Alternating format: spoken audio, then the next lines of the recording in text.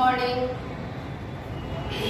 हम लोग पढ़ रहे थे क्लास 10 का अध्याय 6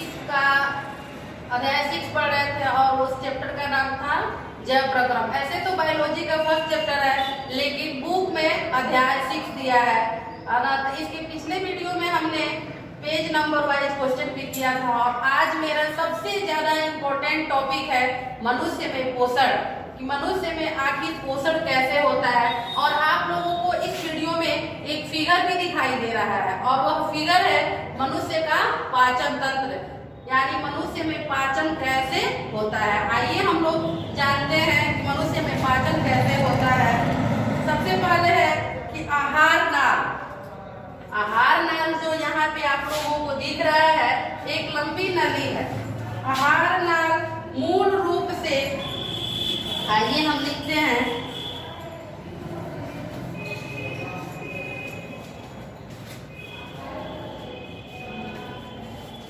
आहार नाल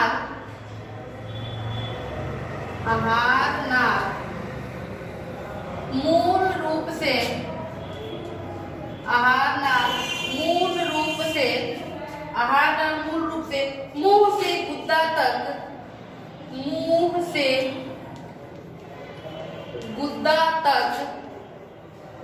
मुंह से गुद्दा तक विस्तृत एक लंबी नली है।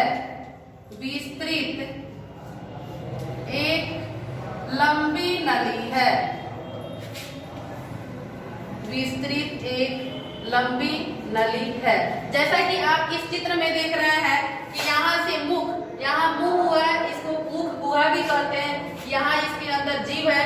तो सबसे पहले कह रहा है कि आहार नाल मूल रूप से मुंह से गुद्दा तक, यहाँ नीचे दिया है गुद्दा द्वार, गुद्दा तक विस्तृत एक लंबी नली और एक पतली सी लंबी नली है जो जाके आगे विभिन्न भागों में बढ़ जाती है। तो सबसे पहले हम कहेंगे कि मनुष्य का जो आहार नाल होता है, मुंह से गुद्दा तक विस्तृत एक लंबी नाली है। जैसा कि हम चित्र में, जैसा कि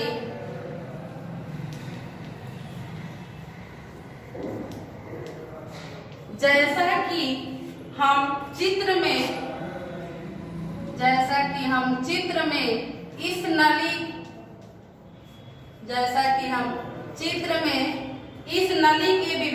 नली के विभिन्न भागों को देख सकते हैं। आप देख सकते हैं यहाँ पे दर्शाया गया है यकृत, जिसको कहते हैं लीवर, यहाँ पे दिखाया गया है डायफ्राम, ये है पित्ताशय।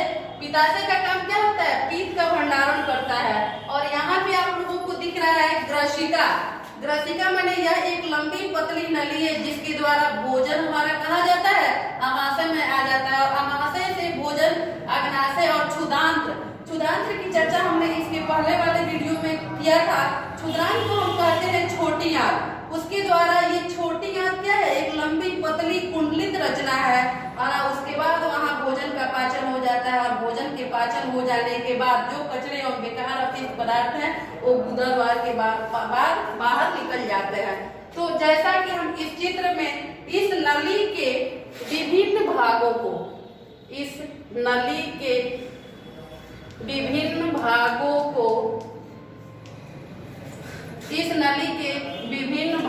को देख सकते हैं। इस नली के विभिन्न भागों को देख सकते हैं। जो भोजन हमारे शरीर में, जो भोजन हमारे शरीर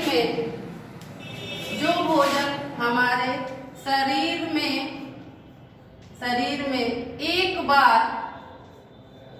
बार प्रविष्ट हो जाता है, प्रविष्ट माने चला जाता है। जो भोजन हमारे शरीर में एक बार प्रविष्ट हो जाता है,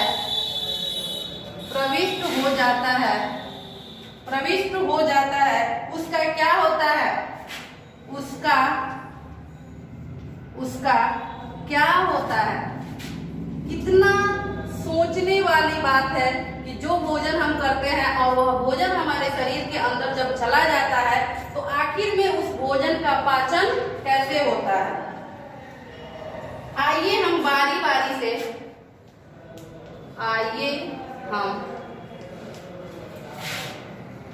बारी बारी से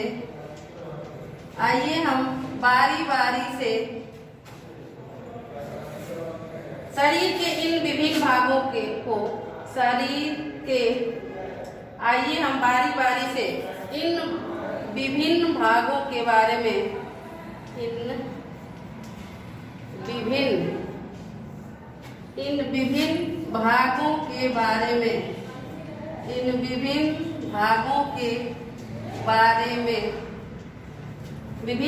के बारे में जानते हैं।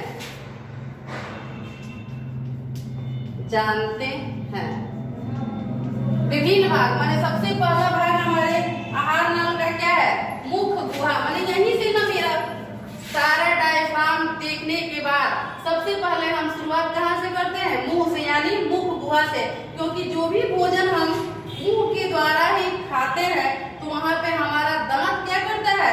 उस भोजन को चबा के महीन टुकड़ों में विस्तृत कर देता है, यानी महीन टुकड़ों में तोड़ देता है और हमारे मुंह में लाल ग्रंथि से लाला रस, उसको कहते हैं लाला रस, तो लाल के माध्यम से इस भोजन को क्या हो जाता है? महीन और सना हुआ बन जाता है, जिससे हमारे ग्रास नली के द्वारा यह भोजन आमाशय में आसानी से पहुंच जाता है। आइए हम एक एक करके देखते हैं सबके बारे में। आप लोग इस चीज को नोट कर सकती हैं, इसके बाद हम एक एक करके सबके बारे में पढ़ाते हैं। सबसे पहला है मुख गुहा। इसको पोस्ट में हम मुंह भी कर सकते हैं। मुख गुहा यह आहार नाल का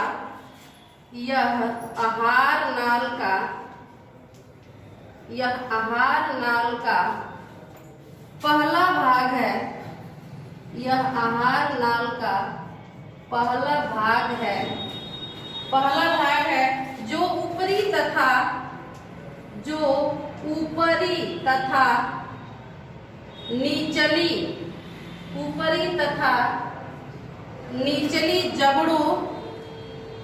निचली जबड़ों से घिरा रहता है। आप चित्र में भी देख सकते हैं, जहाँ पे मुख दिखाया गया है वहाँ एक ऊपरी जबड़ा है और निचली जबड़ा है। तो मुख वह आहार नल का पहला भाग है जो ऊपरी तथा निचली जबड़ों से क्या होता है? घिरा रहता है। आइए इसके बाद हम इसके आगे वाले विभिन्न भागों को देखते हैं और वह भाग क्या है उसके बारे में भी हम जानते हैं।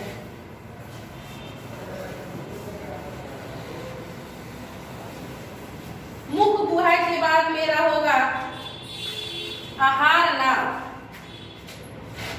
दूसरा पॉइंट हो गया मेरा आहार नाल।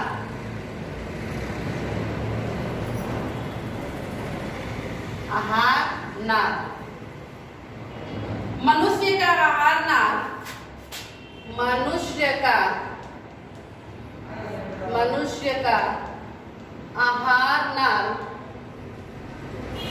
मनुष्य का आहार नाल एक लंबी तथा कुंडलित रचना है। मनुष्य का आहार नाल एक लंबी तथा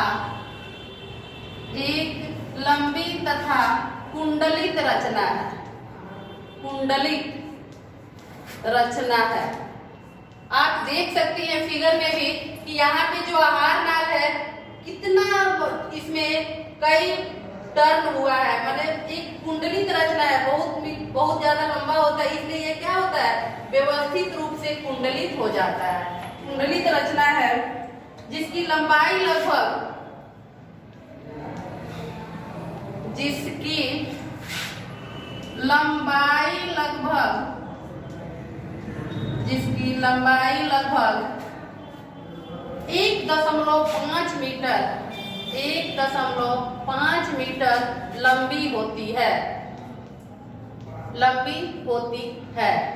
कुंडलित होने के कारण, आप फिगर में देखिए, कुंडलित होने के कारण इसकी लंबाई का पता नहीं चलता है और इसकी लंबाई लगभग 1.5 मीटर लंबी होती है। आइए हम इसके तीसरे भाग को जानते हैं कि इसका तीसरा भाग क्या है। इसका तीसरा भाग है ग्रास नली।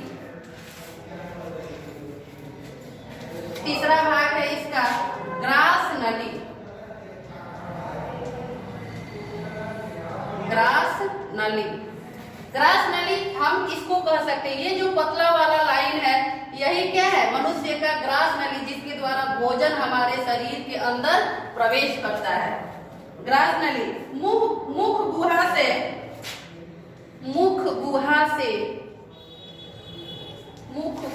से अमाशय, अमाशय आपको फिगर में दिख रहा होगा। मुख गुहा से अमाशय को जोड़ने वाली, अमाशय को जोड़ने वाली, मुख गुहा से अमाशय को जोड़ने वाली पतली नली, जिसे पतली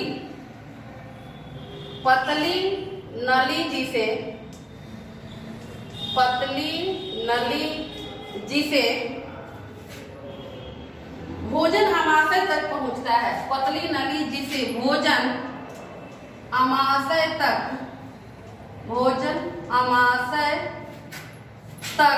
पहुंचता है,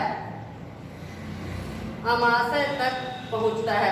यही है ग्रास नली। देखिए यहाँ पतली है और मुख गुहा से शुरू होकर अमाशय से जुड़ी रहती है। अमाशय मेरा है ये बना, तो मुख गुहा से अमाशय को जोड़ने वाली पतली नली जिसे भोजन अमाशय तक पहुंचता है, उसे हम क्या कहते हैं? ग्रास नली कहते हैं। इसके बाद है मेरा 4 नंबर अमाशय। अब तो भोजन अमाशय में आ गया, अब अमाशय का काम क्या होता है, आइए हम इसके बारे में जानते हैं। अमाशय यह एक चौड़ी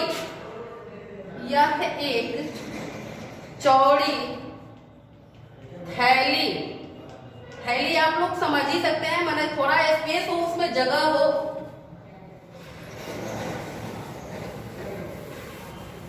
यह एक चौड़ी थैली जैसी रचना है, थैली जैसी रचना है, थैली जैसी रचना है, जो उदर गुहा की बाईं ओर, जो उदर गुहा की बाईं ओर, जो उदर गुहा की बाईं ओर से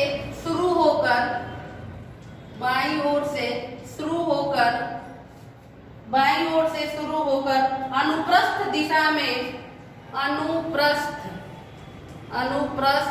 दिशा में फैली होती है, प्रस्थ दिशा में फैली होती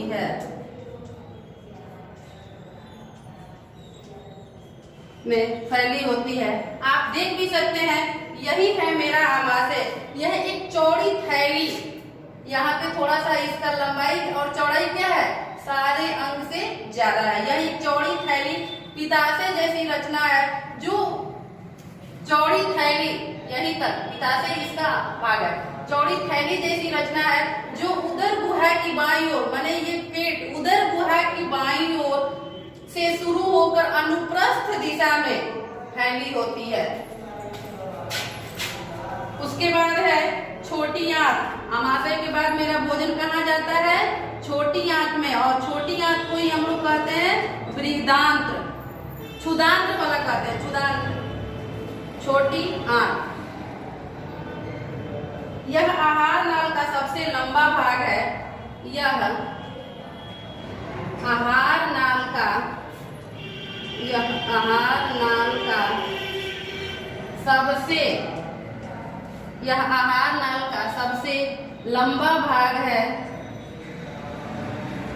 सबसे लंबा भाग है। इसकी संरचना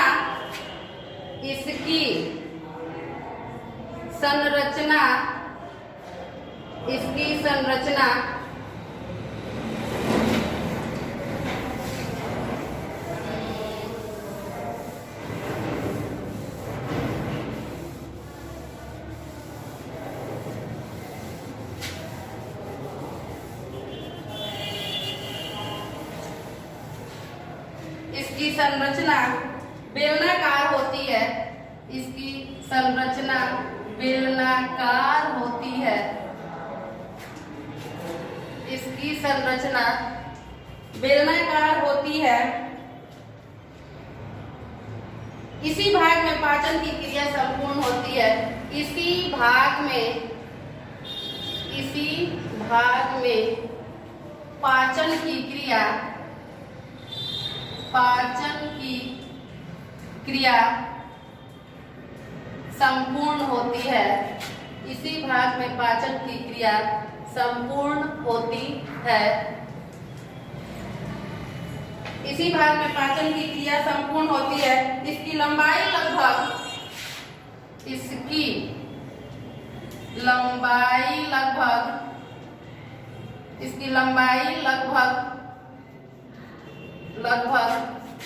6 से 7 मीटर तक होती है। 6 से 7 मीटर तक होती है। आइए हम फिगर के माध्यम से जानते हैं। यह आहार नाल का क्षुदांत्र यहाँ पे दिख रहा है फिगर में। यही मेरा क्या है, छोटी आंत है। तो आहार नाल का सबसे लंबा भाग है ये जो पूरा आहार नाल आपको दिख रहा है। इस आहार नाल का सबसे लंबा भाग है।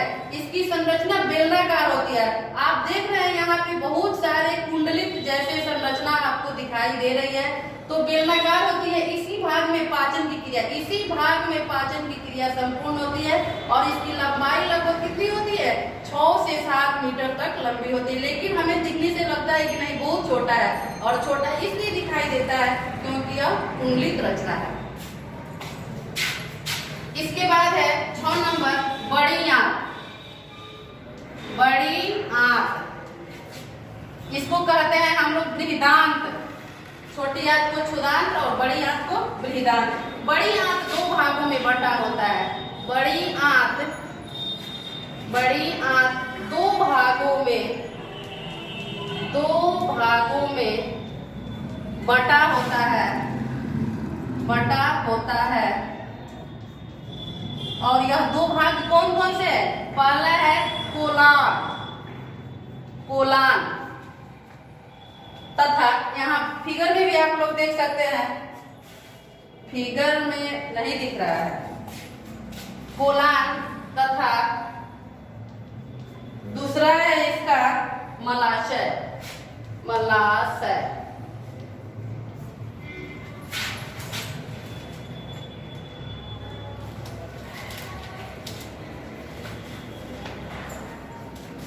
यही है मेरा कोलान और नीचे है जो गुदा द्वार कोलान। उसके बाद एक लास्ट और सबसे महत्वपूर्ण मेरा शरीर का अंग है यकृत। इसको कहते हैं लीवर भी कह सकते हैं इसको, लीवर। आइए हम इसके बारे में जानते हैं। यकृत सबसे बड़ी ग्रंथि है। यकृत सबसे बड़ी ग्रंथि है। यकृत आपको फिगर में कहीं दिख रहा होगा, यही है हमारा यकृत। ये क्या है हमारे शरीर का? यकृत है जो लाल और भूरे रंग का होता है और यह मनुष्य के शरीर के दूसरा सबसे बड़ा भाग है। यकृत सबसे बड़ी ग्रंथि है। यकृत सबसे बड़ी ग्रंथि है और मानव शरीर का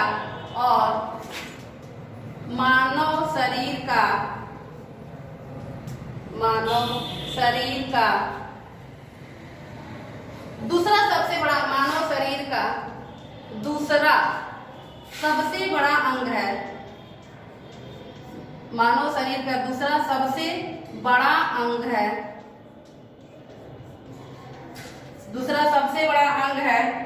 वयस्क माने जवान, वयस्क व्यक्ति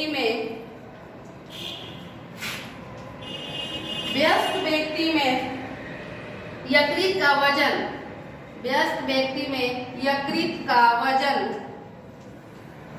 माने भार, वजन 1.3 से 1.6 किलोग्राम 6 किलोग्राम तक होता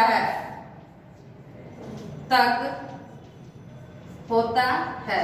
एक लाइन और है जिसको हम यहाँ छोटी आंत को मिटा के लिख लेते हैं। इसके बाद आप लोग इस फिगर को अपने नोटबुक वाले कॉपी में ड्रॉ कर लीजिएगा। उसके बाद एक एक पॉइंट जैसे हम लिखा है, मुख गुहा, आहार नाल, छोटी आंत, बड़ी आंत और यकृत, सबके बारे में आप लोग लिख लीजिएगा।